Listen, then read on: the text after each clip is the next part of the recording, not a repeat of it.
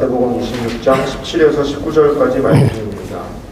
짧으니까 다 같이 봉독하도록 하시겠습니다. 무교절의 첫날에 제 아들이 예수께 나와서 이르되 유월절 음식 잡수실 것을 우리가 어디서 준비하기를 원하시나이까? 이르시되 성한 아무에게 가서 이르되 선생님 말씀이 내 때가 가까이 왔으니 내 제아들과 함께 유월절을 내 집에서 지키겠다 하시더라 하라 하시니 제 아들이 예수께서 시키신 대로 하여 유월절을 준비하였더라. 아멘. 6월절 만찬 준비라는 말씀으로 목사님이 말씀을 전해주시겠습니다.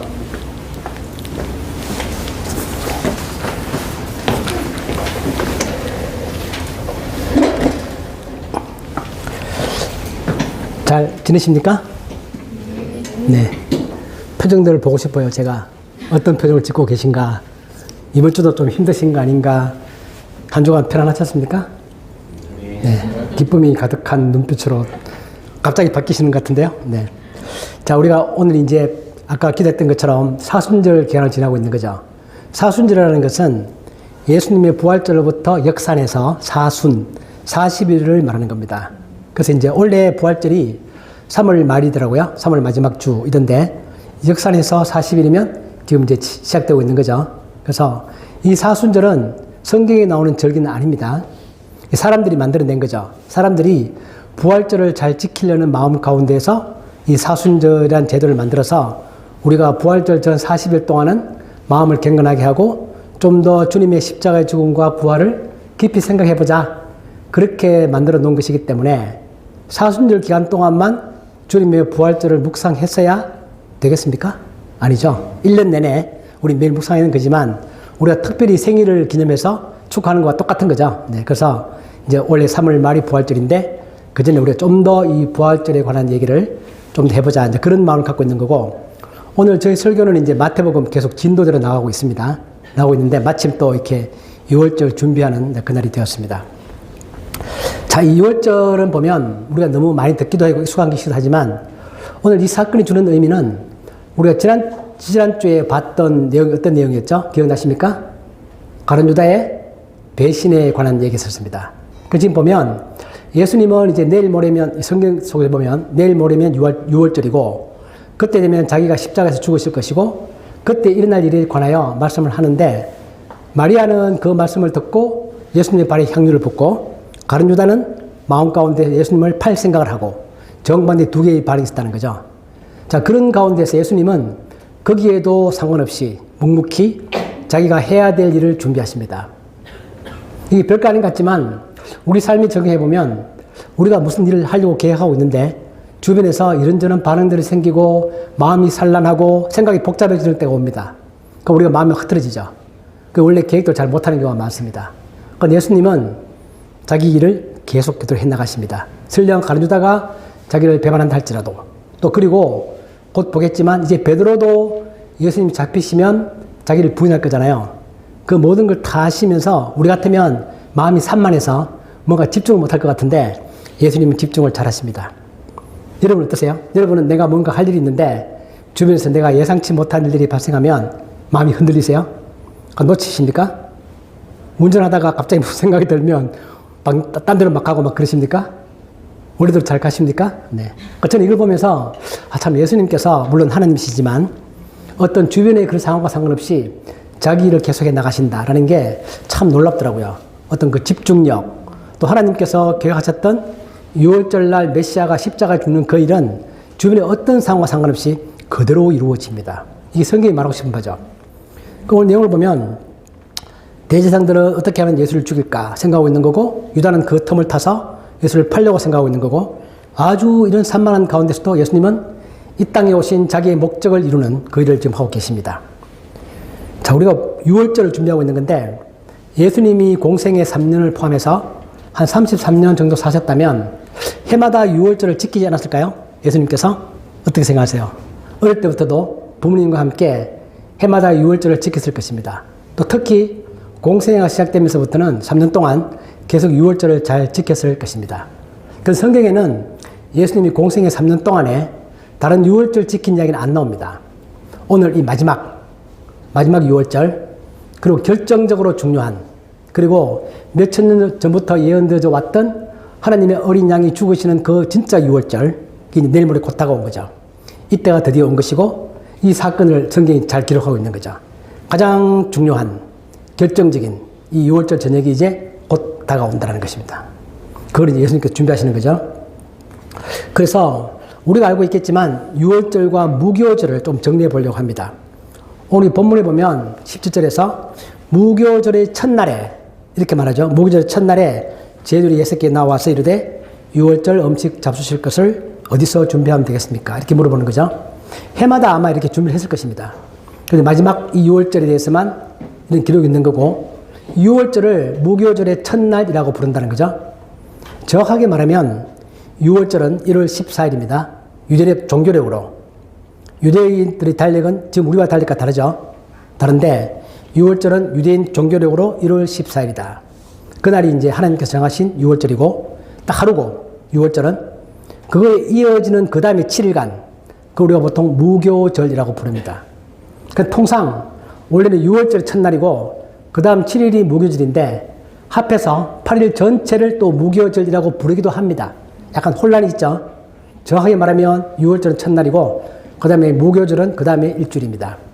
그런데 합해서 또 8일 전체를 무교절이라고 부르기도 하기 때문에 무교절의 첫날이라는 것은 바로 6월절을 말하는 것이다. 그렇게 이해하면 되겠습니다. 그게 이제 무교절과 6월절의 관계죠.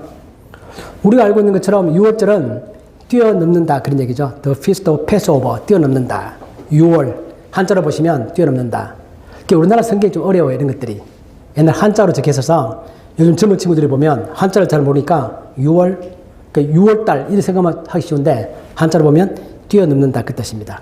너무 잘 알고 있는 것처럼 모세 때 이집트로부터 자기 백성을 구원하기 위해서 죽음의 사자가 와서 그 문지방에 발리에 있는 양의 피를 보고 죽음의 사자가 뛰어넘어가는 거죠. 우리에게 똑같이 적용되는 거죠. 하나님의 심판이 우리한테 왔을 때 우리 마음에 심겨져 있는 예수 그리스도의 피를 보고 그 죽음의 사자가 우리는 뛰어넘는다. 그게 6월절 뜻이죠. 그날 저녁 때 양을 잡고 양을 잡은 그 피를 집 양쪽 털과 문지방에 바르고 그렇게 지내는 날이 이제 6월절입니다. 그리고 그날 밤에 뭐를 먹는 거죠? 어린 양을 잡아서 그 고기와 그 다음에 무교병을 먹습니다. 무교병은 효모가 들어가 있지 않은, 다시 말하면 발효시키지 아니한. 요즘 우리 모든 빵들은 다 발효를 시키는 거죠. 대표적인 우리나라의 발효식품은 김치고, 그것처럼 발효를 시키는데 이 무교병은 이스트, 즉 효모를 전혀 넣지 않고 발효시키지 아니한 좀 맛이 없는 딱딱하게만 하는 그런 빵을 먹고 쓴 나물도 같이 먹습니다. 그게 6월절 저녁이죠. 하나님께서 출애굽기에 보면 모세에게 이렇게 하라고 말씀하신 그 6월절 절기를 지키는 거죠. 거기에 이어지는 무교절은 영어로 보시면 unleavened bread, 그러니까 발효시키지 아니한 그런 빵들을 먹는 날입니다. 왜 빵을 발효시키지 않고 먹죠? 그 유대인들은 그날 이집트의 모든 장자가 죽는 날, 모세의 인도를 따라서 나올 때 시간이 별로 없죠. 반죽을 해서 그 이스트를 집어넣어서 발효시킬 정도의 시간이 별로 없습니다. 급하고 또 하나는 이제부터는 광야의 삶이 시작됩니다. 그렇기 때문에 그 광야 기간 동안에 먹기에 적합한 쉽게 부패하지 않는 그런 빵들을 하나님께서 먹으라 그렇게 말씀하시는 것입니다. 그래서 무교라는 교자가 효모라는 뜻이다. 한자로 그런 의미를 담고 있습니다. 참 신기한 것은 뭐냐면 하나님께서 이스라엘 백성을 구원시키고 난 다음에 그 다음의 길들이 행복하고 아름다운 길이 아닙니다. 그때부터 이제 진짜 이스라엘 사람들 입장에서는 현실적으로는 고난의 시간이 시작되는 거죠. 40년간. 이제 이집트에서는 그래도 비록 내가 자유가 없고 종이었긴 했지만 그래도 먹는 것을 마음껏 먹고 따뜻하게 자고 그런 삶이었는데 하나님의 인도하심을 따라 구원받고 난다면은 고생이 시작되는 것입니다. 우리에게 주는 의미가 크죠. 그런데 물론 그 가운데서는 그동안 잊지 못했던 어떤 자유로움, 하나님을 섬기는 것, 이런 신앙의 자유가 있고 마음과 정신 가운데 큰 기쁨이 있지만 육체적으로는 상당히 고달픈 그런 시기가 40년간 시작됩니다. 근데 그걸 상징하는 거죠. 무교병과 썬 나물을 먹는다. 여러분들은 예수님 믿고 난 다음에 그 다음이 삶이 행복해졌습니까? 아니면 좀 힘들어졌습니까? 이걸 너무 부정적으로 생각하지 마십시오. 저 같은 경우는 예수님 믿고 난 다음에 삶이 굉장히 행복해졌습니다. 정신적으로도 행복해지고 육체적으로도 행복하고 모든 만사가 다 잘 되는 그런 일이 벌어졌죠. 그게 일반적으로 많이 일어나는 일들입니다.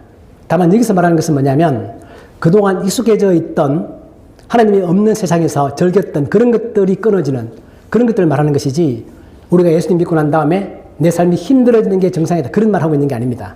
그걸 오해하면 안 되는 것입니다. 우리가 성경 전체를 보면 잠언에 나와 있는 것처럼 하나님을 믿고 경외하면 우리의 모든 삶들은 거의 일반적으로는 예외가 있긴 하겠지만 대부분 잘 되는 것이 일반적입니다. 다만 여기서 말하는 것은 하나님이 없는 상태에서 살다가 하나님을 알게 되면서부터 거기서부터 떠나는 그런 의미에서 그런 걸 말하는 것이지 우리 삶이 힘들어진다 그런 말 하고 있는 게 아닙니다. 이 음식 아세요? 이거 혹시 보신 적 있으세요? 이걸 마초라고 부르는데요. 이스라엘에서 많이 만듭니다. 현대판 무교병이죠. 어떤 사람이 옛날에 그 무교병이 뭐지? 그러고는 요즘도 한번 우리가 밀가루와 물만 가지고 한번 만들어보자. 그래서 만들어져서 마초라는 건데 실제로 현재 통용이 되고 있다고 합니다. 이게 이제 저도 안 먹어봤지만 아마 맛은 좀 없을 것 같아요. 그렇지만 또 밀가루와 물이 들어가 있는 거니까 잘 만들면 그런 데로 또 먹을만 하겠죠. 이게 이제 무교병입니다. 발효시키지 않은 빵이다라는 겁니다. 자, 오늘 이제 마지막 6월절인데 예수님께서 특별한 말씀을 하십니다.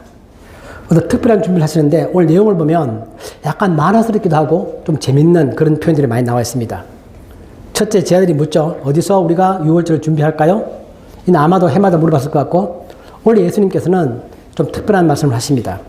우리가 마태복음, 마가복음, 누가복음을 다 합해보면 합해서 정리해보면 이런 일이 벌어집니다. 예수님께서 2명의 제자를 보냅니다. 보내서 특별한 사람을 만나라. 그 사람에게 우리가 6월절을 보낼 수 있는 장소를 제공받으라. 그렇게 말합니다. 그 사람은 너희들에게 그 장소를 제공해 줄 것이다. 왜냐하면 예수님께서 내 때가 왔기 때문이다. 그렇게 말씀하십니다. 좀 수수께끼 같죠? 좀 신기하기도 하고 누구를 만나라는 거지? 그 사람이 왜 갑자기 뜬금없이 장소를 제공할까? 이런 것들이 벌어지는 오늘 그런 사건이 오늘 본문 속에 들어있습니다.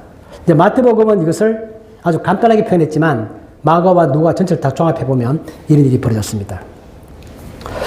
본문에 보면 오늘 마태복음 26장에서는 이러시되 성한 아무에게 가서 아무라는 게 특징이 아니고 누구누구에게 가서 이렇게 말씀해라. 그렇게 나와 있는데 마가복음에 보면 예수께서 제자 중에 2를 보냈다 되어 있는 거고 누가복음에는 예수께서 베드로와 요한을 보냈다 그렇게 기록되어 있습니다. 따라서 정리해보면 예수님께서 자기의 6월절 먹을 장소를 준비하기 위해서 베드로와 요한을 보냅니다. 그죠? 그 베드로와 요한이 간다는 뜻입니다. 가는데 누구를 만나느냐? 오늘 마태복음에서는 아무에게 가서 아무라는 게 아무개 서문이죠. 누구한테 가서 그냥 그렇게 말하는데 마가복음에 보면 신기한 말씀을 하십니다.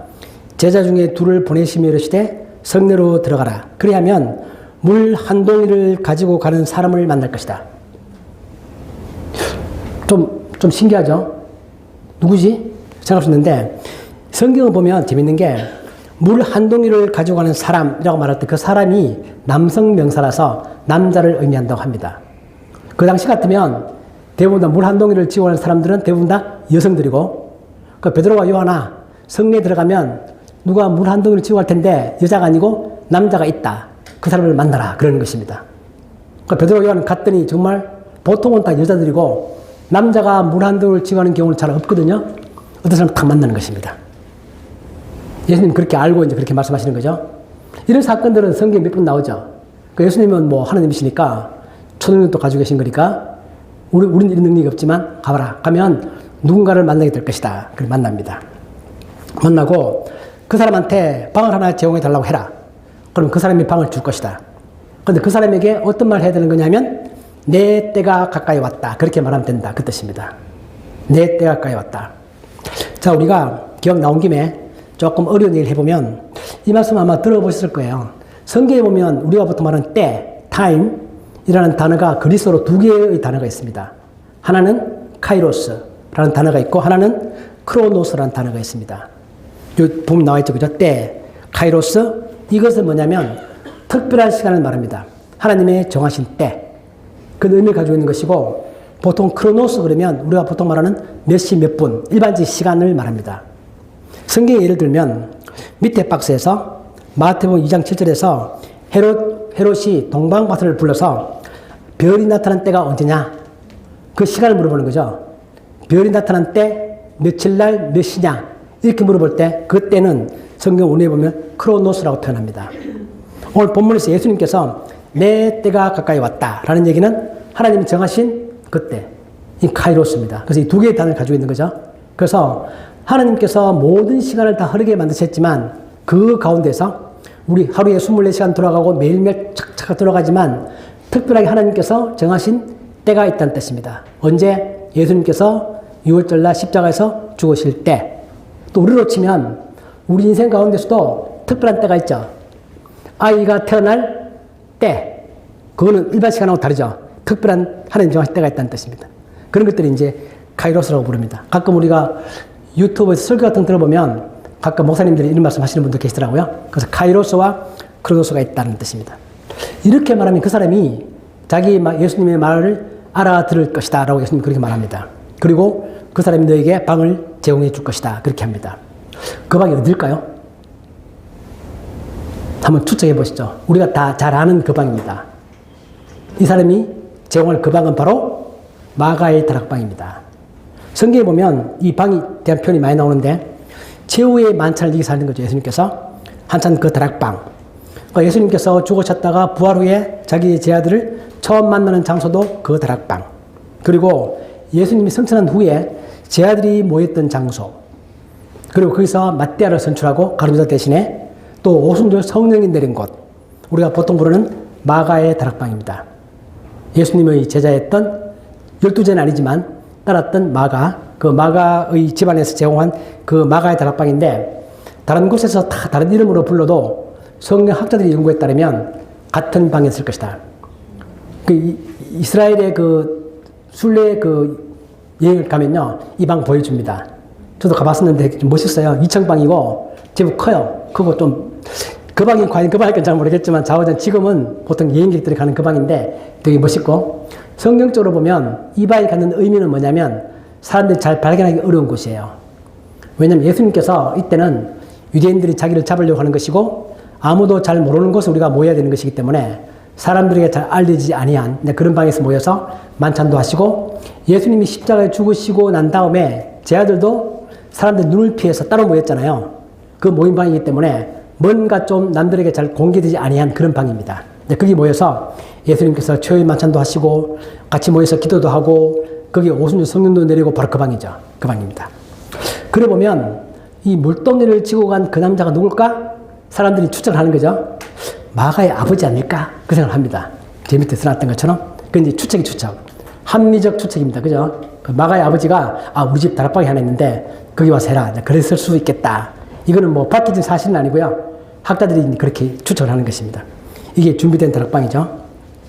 이제 여기 모여서 앞으로 이제 보겠지만 예수님께서 그 마지막 유월절을 보내십니다. 자, 유월절이라는 것은 우리가 너무 잘 알겠지만 성경에 보면 구원의 여정의 어떤 중요한 순간마다 유월절이 있습니다. 하나님께서는 모세를 통해서 해마다 유월절을 지켜라 그렇게 말했습니다. 자, 그러면 유대인들이 모세 이후에 해마다 그 유월절을 잘 지켰을까요? 우리가 생각하면 유대인들이 워낙 하나님의 말씀을 소중하게 여기고 해마다 정말 어떤 일이 있어도 그 유월절 잘 지켰을 것이다 라고 상상하시겠지만 성경을 보면 그렇지 못했습니다. 유월절을 많이 못 지켰습니다. 그러면서 어떤 특별한 일이 있을 때마다 다시 말하면 종교 개혁을 하거나 내가 내 신앙을 새롭게 하거나 그런 사건이 있을 때마다 유월절을 다시 생각하고 다시 지켰던 그런 것들이 성경에 나와 있는 사건들입니다. 우리가 알고 있는 것처럼 최초의 유월절은 모세 때 이루어졌죠. 그 다음에 40년 광야를 생활을 지났습니다. 40년 광야 기간 중에 이스라엘 사람들은 유월절을 못 지켰습니다. 언제 지키는 거냐면 여호수아를 따라서 두 번째 보면 가나안 땅에 들어갈 때 그때 여호수아가 들어가기 전에 그 진을 치고 거기서 유월절을 지냅니다. 자, 이제 우리가 하나님께서 우리 인도하셨던 지난 40년을 돌아보면서 이제 하나님 주신 그 땅에 우리가 들어가게 되었다.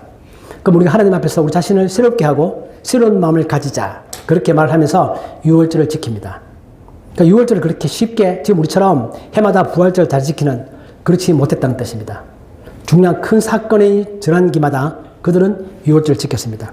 또 하나는 구약에 보면 히스기야의 개혁과 요시야의 개혁 때 유월절을 지킵니다.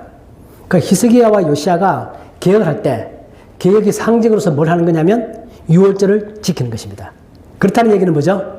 그 전에 왕들이 유월절을 거의 안 지켰다는 뜻입니다. 그러니까 우리는 구약의 이스라엘 사람들이 엄청 하나님을 잘 섬기고 그랬을 것 같지만 그러지 못했습니다. 우리 성경에 보면 요시야의 개혁 때 요시야가 처음 개혁을 하고 유월절을 잘 지키기 시작하면서 해마다 요시야가 꼬박꼬박 지켰다고 합니다. 성경에 보면 요시야만큼 하나님의 유월절을 잘 지킨 왕이 없었다 그렇게 기록합니다.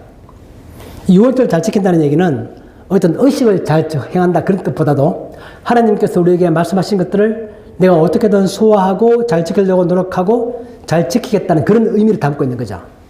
그러니까 우리가 부활절을 지키는 게 딱 1년에 한 번 지키는 게 아니라 매일매일 부활을 생각해야 되는 것처럼, 그러나 우리가 부활절 때는 더 특히 하나님께서 나에게 주신 구원을 감사해하고 부활절을 잘 지키는 것처럼 그런 의미를 담고 있는 것처럼 요시야도 그렇게 잘 지킨 그 자체가 요시야의 종교 개혁이 얼마나 놀라운 것이었는가를 표현하는 상징인 것처럼 되는 것입니다. 유월절이 그런 의미를 담고 있다. 그러니까 유월절을 잘 지킨다는 것은 하나님께 다시 한 번 더 기본적으로 돌아가는 그런 마음을 담고 있는 것이다. 그런 얘기입니다. 자, 오늘 사건을 보면 단지 예수님께서 부활절을 준비하는 과정이지만 우리에게 주는 의미가 뭐죠? 유월절은 우리가 알고 있는 것처럼 부활절이죠.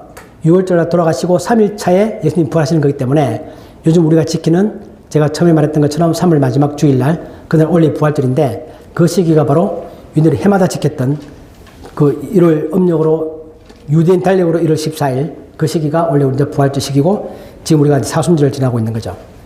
이 유월절은 우리의 구원의 근거가 되는 겁니다. 여러분께서 구원받을 수 있고 하나님께서 여러분들을 하나님의 백성을 삼았던 그 모든 근거는 예수님 십자가의 죽음이고 그 죽음 때문에 우리의 모든 죄가 사해졌던, 하나님께서는 그 계획을 어떤 상황과 상관없이 반드시 그 일을 이루시고 메시아는 하나님께서 예정하신 것처럼 반드시 십자가에서 죽으시고 우리는 그 일을 통해서 정말 우리 자신이 구원받는 그런 일이 난 거죠. 그래서 우리는 이 유월절 사건을 생각할 때 이것이 어떤 의미가 있나? 유월절이 현재 나의 삶과 어떤 의미가 있는 것이지? 현재 오늘 나한테는 이 주는 의미가 무엇입니까? 나의 일상생활 가운데서는 내가 유월절을 기억하나 기억하지 않으나 내 매일의 삶은 똑같습니다. 똑같이 일어나고 나에게 일어날 평범한 일들은 항상 일어납니다. 내 어려움이 사라지는 것도 아니고 내가 나한테 특별하게 뭐가 좋은 일이 생기는 것도 아니고 너무나 평범하게 많은 일이 일어나지만 그러나 우리는 이 사건을 항상 생각할 필요가 있다. 왜냐하면 이것이 내가 잘 못 느끼더라도 내 모든 삶의 근거가 되는 것이다. 마치 지구가 태양 주위를 도는 것은 오늘 현재 나의 삶에 아무런 의미가 없지만 내 삶의 기반이죠. 태양이 뜨는 것은 내 삶의 기반입니다. 그리고 산소가 공급되는 것도 내 삶의 기반이고 우린 그것이 너무나 당연해서 한 번도 감사해하지 않고 그냥 너무나 평범하게 지나가지만 사실은 알고 보면 그것들이 내 삶의 정말 기반을 이루고 있는 거죠. 그처럼 유월절은 하나님께서 약속하신 것처럼 십자가에 죽으시고 부활하는 그 사건은 우리 모든 삶의 아주 기본인 것입니다. 우리가 이것을 항상 기억하고 감사할 수 있는 것. 내가 산소를 감사할 수 있고 태양이 뜨는 것을 감사할 수 있고 지구가 태양주를 도는 것을 내가 감사할 수 있고 그런 마음을 우리 잘 못 갖잖아요. 그런데 그걸 우리가 가져야 되는 것처럼 그러면 내가 내 삶 가운데서 매 순간에 감사할 수 있고 하나님의 은혜를 감사할 수 있는 것처럼 우리의 믿음에 있어서 유월절은, 하나님 정하신 그 유월절은 예수님 십자가의 죽음과 부활은 내 삶에 내가 잘 못 느낀다 하더라도 항상 나에게 큰 의미를 주는 내 삶의 기반을 만들어주는 그런 것이다 라는 사실을 다시 한번 우리가 이런 기회를 통해서 마음 가운데 깊이 새기는 것입니다. 이것이 있으면 우리가 정말 성경에서 말하고 있는 것처럼 범사에 감사해라, 매일 기뻐해라, 이것이 어떻게 가능한 일인가? 이런 걸 생각할 때 그것이 가능한 일입니다. 그렇지 않고서는 사실 감사한 일이 매일매일 생기지는 않거든요. 작은 일이 생기기도 하겠지만, 그러나 우리가 이 크게 내가 못 느끼는 이런 것들을 내가 내 마음 가운데 잘 느끼고 이해하고 받아들이면서 내가 정말 작은 일에 휘둘리지 않고 항상 감사할 수 있는 기본적인 마음의 자세를 일치할 수 있는 것은 바로 이런 것들을 내가 묵상하고 기억할 때입니다. 결코 작은 문제가 아닙니다. 너무너무 커서 우리가 지구가 태양 주위를 도는 것을 우리가 못 느끼는 것처럼 이 하나님의 구원도 우리가 잘 못 느끼지만 엄청나게 큰 일이 벌어지는 것입니다. 우리 삶의 기반이 되고 있는 이런 것들 우리가 더 깊이 생각하면서 하나님께서 나에게 베풀어 주신 그 은혜가 얼마나 큰 것인가를 생각하면서 다시 한번 하나님께 감사할 수 있는 그런 우리 모두가 되었으면 정말 좋겠고요. 그런 삶을 살아가시기를 주님 이름으로 축복합니다. 아멘. 아버지 하나님, 정말 우리가 알지 못하는 가운데서 하나님께서 예정하시고 예수님께서 십자가 죽으시고 부활하시는 그 사건들이 이렇게 이루어집니다. 예수님께서는 자기를 배신한 가룟 유다와 자기를 미워하는 모든 종교주의자들, 또 자기를 부인한 베드로의 모든 사건들이 앞에 있음에도 불구하고 거기에 흔들리지 아니하시고 자기의 때를 위하여 자기가 해야 될 일들을 차분히 해나가시는 모습을 보면서 우리 역시 이러한 삶을 살기로 다시 한 번 더 결단합니다. 우리들의 삶 가운데 매일매일 힘든 일이 있고 짜증나는 일들이 있고 어려운 일들이 발생하겠지만 하나님이 나에게 베풀어 주신 그 구원의 큰 틀을 내가 이해하고 받아들이고 주님을 경외하며 사랑하는 그런 마음이 될 수 있도록 축복하여 주옵소서. 예수님의 이름으로 기도하옵나이다. 아멘.